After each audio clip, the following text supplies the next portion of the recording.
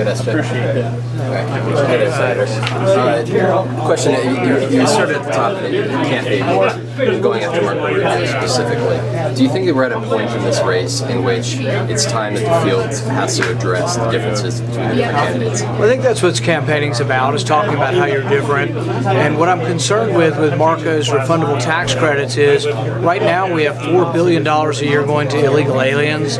My concern is if you double and triple that, will Marco's plan double and triple the amount of tax credits going to illegal aliens? That does concern me, and I think he's going to find that it's not very popular to be for a program that is giving money to illegal people who come into the country illegally. Should this hurt him in this bid for the nomination? I think it ultimately is going to, because we're going to have a debate in this country about what is fiscally conservative, and I think he's got $1 trillion worth of new welfare payments and $1 trillion worth of new military payments, and I just don't think that that's fiscally conservative. Senator Paul, monetary policy suddenly kind of was injected in the last debate, and that's been kind of your bread and butter. Senator Cruz talked about, actually during the CNBC debate, to tie this to gold. As president, would you push a gold standard? I think what we try to find out is to study the situation and see if we could have a currency that's once again backed. When we did have a currency backed by a commodity, backed by gold or silver, the currency maintained its value. And I think there are many who argue that a stronger currency and a stronger value is actually much better for an economy to grow, for real wages to grow, and for people to have real savings and not have their savings taken with the money. So I do support the concept. How we get there is a more technical aspect, but I would definitely study it and see whether we can do it practically. Senator Marco Rubio and Ted Cruz have been arguing today about who wants to deport more people. What do you think about that? I think that the biggest issue right now is what I've talked about with the tax credits, that whether or not Marco Rubio is in favor of giving refundable credits or welfare to illegal aliens. The program that he's supported expanding already gives about $4 billion to people in the country illegally, and I think that's a mistake. With regard to how we fix the immigration system, currently if we do nothing, I think that I would call that de facto amnesty. So you have 11 million people here illegally. If you do no reforms, they're still here. So I think we really should do some reform. What I've objected to with Marco is that he has blocked all conservative ideas. There was basically a secret deal between Marco and Chuck Schumer to exclude all conservative amendments on the immigration bill. I had an amendment called Trust But Verify. Rubio opposed it, and my amendment would have said that Congress votes every year on whether the border is more secure, and then we figure out a way to institute reforms if Congress says the border is more secure. But when Marco got together and made a secret deal with Chuck Schumer to block all amendments, I knew really the fix was in, that he was not going to allow any conservative immigration. What about H-1B? Let's do one more here, and then we'll come back. During the debate, it seemed like on the defense issue, the two things that Rubio and others tried to do was say you're an isolationist and try to use sort of a fear that if you don't fund it at the level they want, we're less safe. I think the real question is whether or not the debt makes it more dangerous for us. Admiral Mullins has said the biggest threat to our national security is our debt. And if Marco is going to add $1 trillion worth of new debt for the military and $1 trillion worth of new debt with refundable tax credits, I think that really endangers us, and I think it really threatens our security. If you look at my defense program, I'm a Reagan conservative. I believe in peace through strength. I believe in a strong military, but I don't believe in spending so much that we bankrupt the country. The difference between Marco and I is he will spend whatever it takes, even if it means that we go further into debt. I think we should spend what comes in. $3 trillion comes in taxes. I think that's what we should spend. Right here? Looks good question. Campus protests. Campus what? Campus protests around the country. You're targeting these college students. What is your message to places like the University of Missouri where these conflicts are arising? I think open discussion and having debate, protest, all of that should be allowed to occur on college campuses. What's been occurring, though, is we're getting shrinking ability to have freedom of speech on campus. Comedians won't even go. Many prominent comedians won't go to college campuses because they think there's a lack of freedom of speech, a lack of humor. And so really I'm for more openness, more discussion. I don't know the specifics of what's happening at at each university, but I do think that the ability to have free and open discussion is a good one. Thanks, everybody. We borrow the money from China and we go to $30 trillion in debt. Will we be safer? And this is a question I asked Marco Rubio. He wants to add $1 trillion more in defense spending, but he also wants to add $1 trillion in refundable tax credits. What are refundable tax credits? This is money that goes back to people more than what they paid in. It's a welfare kind of program. And here's the problem. In the refundable tax credit program, 25% of the payments are improper. They're paying people too much or giving it to the wrong people. 25% of the time. It's currently a $100 billion program. 25% of the time they're giving out the wrong amount of payment to the wrong people. $4 billion a year under the current program goes to people in the country illegally. Illegal immigrants are getting welfare payments by filing fraudulent tax returns, and Marco Rubio wants to triple this program. I don't think there's anything conservative about this. We're going to have a discussion in our country about whether or not what Marco Rubio is producing, what he is for, is conservative or not. But we also have to have a larger discussion. The right and the left both have sacred cows, and they both cost money, and they're both wanting to increase the spending. So I kept them up till 3 in the morning recently. I filibustered against raising the debt ceiling. I say, look, if you're going to raise the debt ceiling, we should reform the spending. We shouldn't increase the spending. We should be enforcing more strict caps on spending, not loosening the caps. But here's what happened. This is the dirty little secret of Washington, and it's why our country's going bankrupt.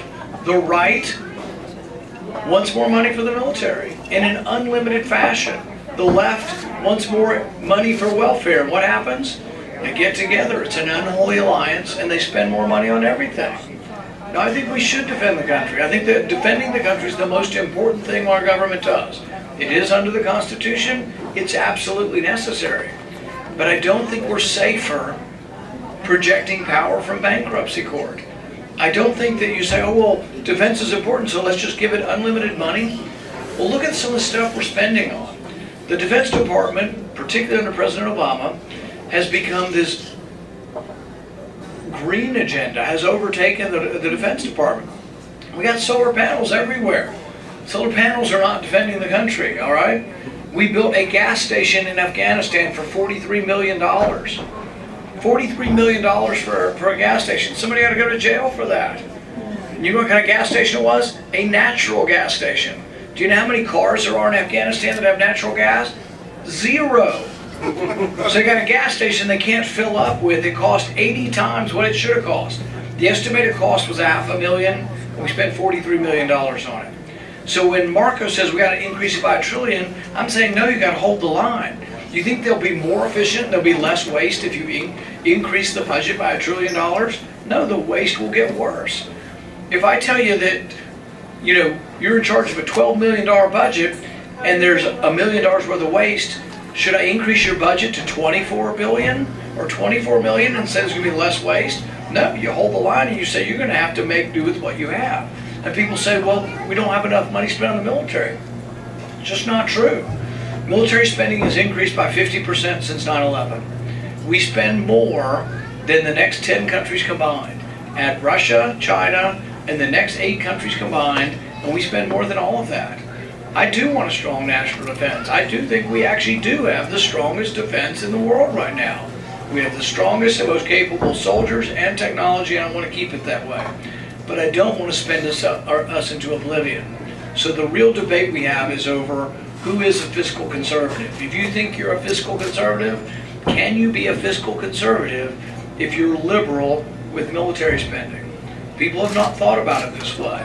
And that's why I'm challenging people to rethink their presuppositions and rethink what makes America strong or what makes America great. I think spending only what comes in will make us great again. I think we can expand the party. I think the engine of capitalism is one incredible engine, and that's how we won the Cold War. It's because the engine of capitalism defeated the engine of socialism. I think we'll thrive again, but we're going to thrive again when we make government smaller, when we make your taxes lower. I would eliminate the entire tax code, all 70,000 pages of it, and the IRS. I'd replace it with one rate, 14.5%. You'd fill your taxes out on one postcard, 14.5% for businesses and for individuals. Then we'd thrive again. Then American businesses would stay here. Then companies would relocate back to America because it'd be a friendly place to do business. We're going to have a big debate over the next couple of months. Iowa caucuses are coming soon. A crowd like this, if you get out and will help me in Altoona, we can grow to be big enough to actually win the caucuses. Our goal is to win, not to place, not to show, but to win. We want your help. Thank you very much.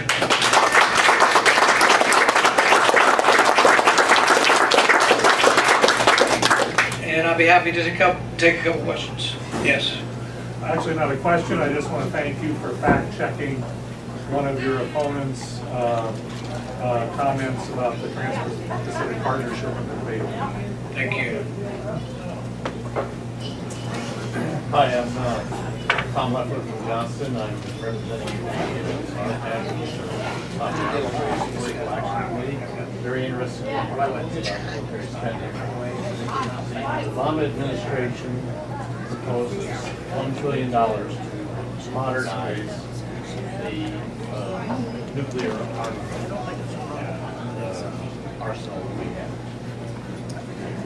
Do you challenge that as a good idea? Many people feel like nuclear arms are on the way out, that in fact we're trying to reduce them in the world and not increase them. Spending $1 trillion, as you point out, on that outright method may be questionable. You know, I've supported the strategic reduction in nuclear arms, but I don't think elimination is a possibility at this point, because I think we have to be concerned with rogue nations that might well develop nuclear weapons. So I think you can have smaller amounts, which should be less expensive, but you do need to keep them modernized. The exact dollar amount, I don't think we need to add $1 trillion to any expenditure. It needs to come from within the expenditures that we have. The expenditures that we have are, I think, more than adequate to have a strong national defense. So what I would say is, do we need to modernize? Yes. Do we need to have the best technology and equipment? Yes. But what that requires is people within the military budget determining which and how it's best and most effectively spent. So that means we have to look at which fighters work, which fighters don't work, how many can we have, how many nuclear weapons can we support, etc. And it's a complicated dance of all of these things together, but the goal should be not to bankrupt the country, to defend the country, and not to have 10,000 times the ability to blow up the whole world. And so I think there is a possibility that we can have lower numbers. And actually Reagan was part of negotiating that. Reagan and Gorbachev negotiated that. It's why I've objected so strongly to people like Marco or Fiorina or Bush, who have all said they're not going to talk to Putin. That's the dumbest thing I've ever heard. To have no communication with our adversaries is absolutely juvenile and something that should be laughed off of any stage in America, and yet they say it with a straight face. They want us to have a no-fly zone in an area where Russia already flies. The reporters need to be asking each of these candidates, are you prepared to shoot down Russian fighter jets? We spent 70 years trying not to have a war, not to have a nuclear war with Russia. People who are saying this, we need to, I think, consider something a little bit different, somebody with maybe some wisdom, some cautious, some lack of recklessness with regard to war. That's my biggest problem with most of them on the stage.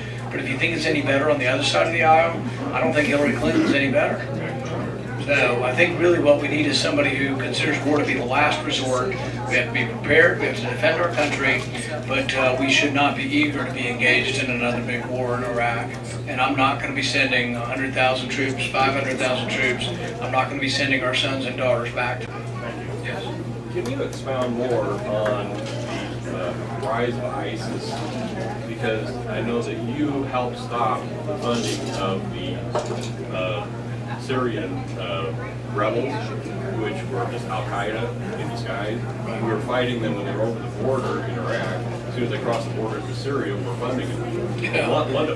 Fighting them on one side and funding them on the other side. Right. There's a problem there. Yeah, can you educate us and the news media on that? Actually wasn't able to stop them. I opposed them selling arms. They did it anyway.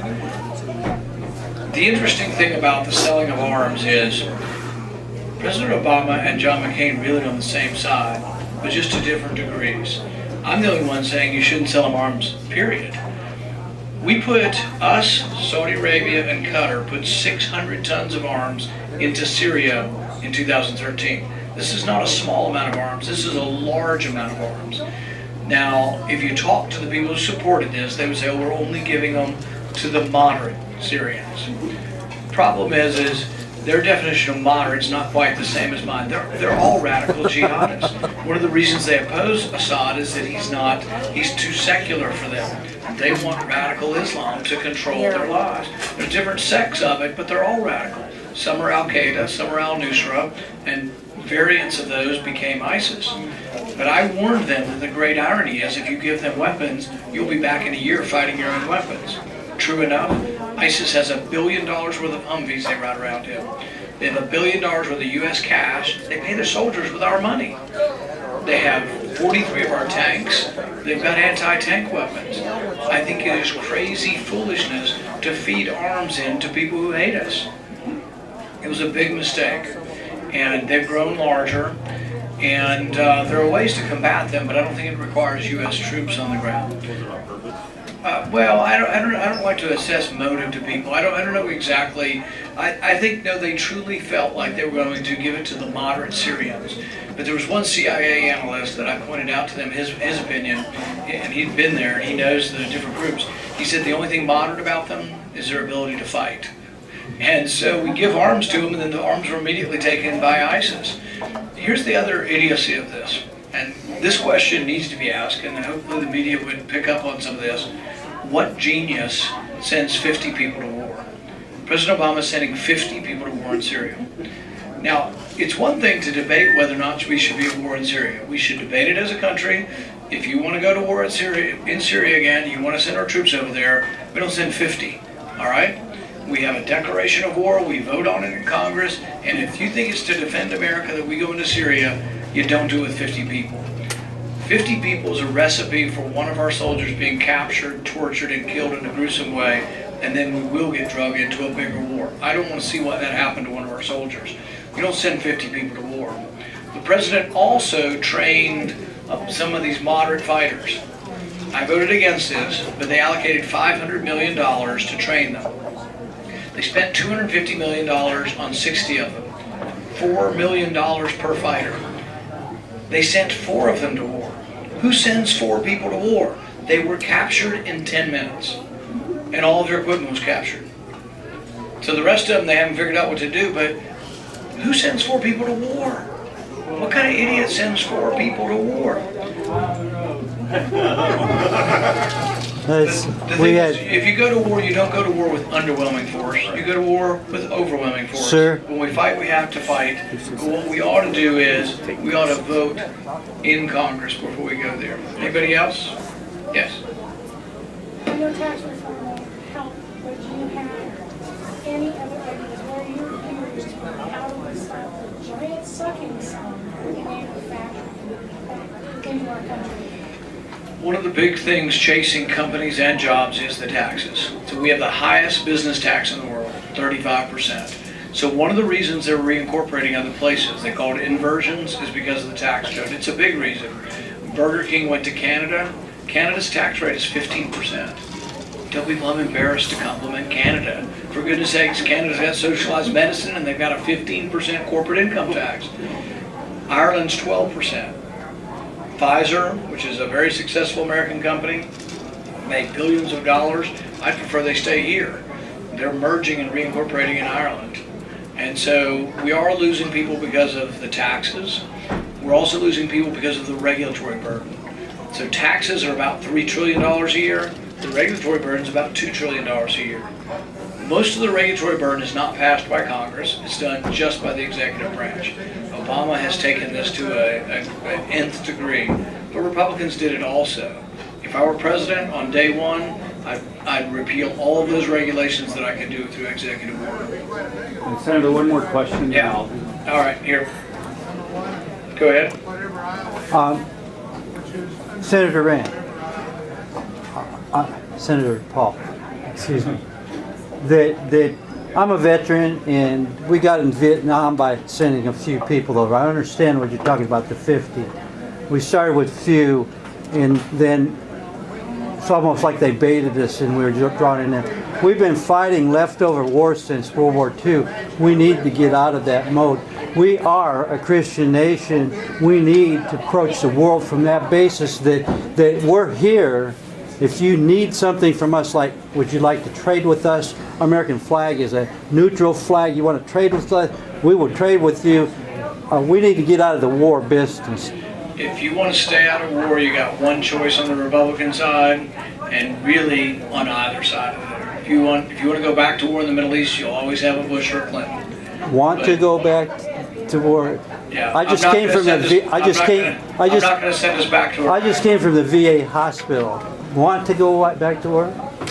That's what I mean. What I'm telling you is, you have a choice, and I'm the one that's not going to take us back to war in the Middle East. One more quick one, then we'll go.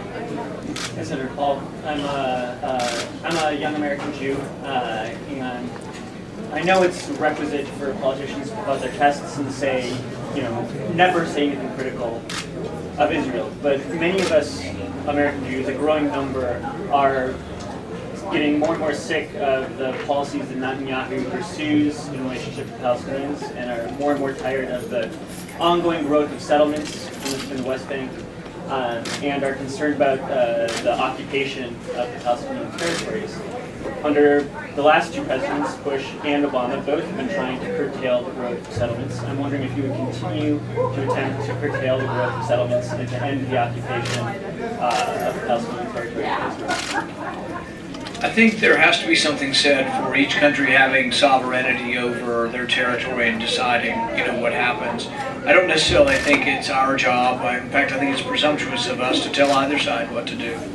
Ultimately, peace over there is going to come between an agreement between Israel and Palestine and the West Bank.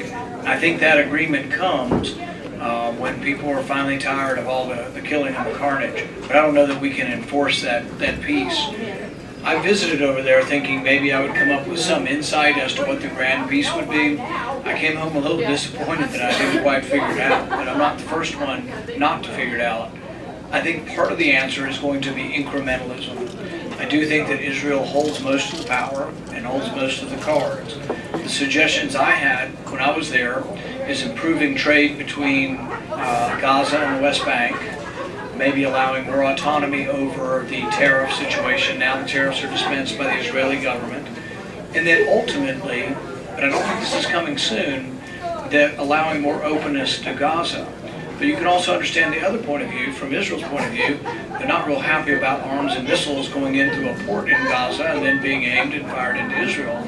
So I don't think there's an easy solution, but I'm not so eager to tell everybody where they can live and where they can't live, where they can sell homes, buy homes, who controls Jerusalem and all that. I think that has to come really from the people who live there. And I think it's presumptuous of us to think that we are going to dictate what the peace is. But I certainly would like to see a peaceful outcome. Thanks, everybody.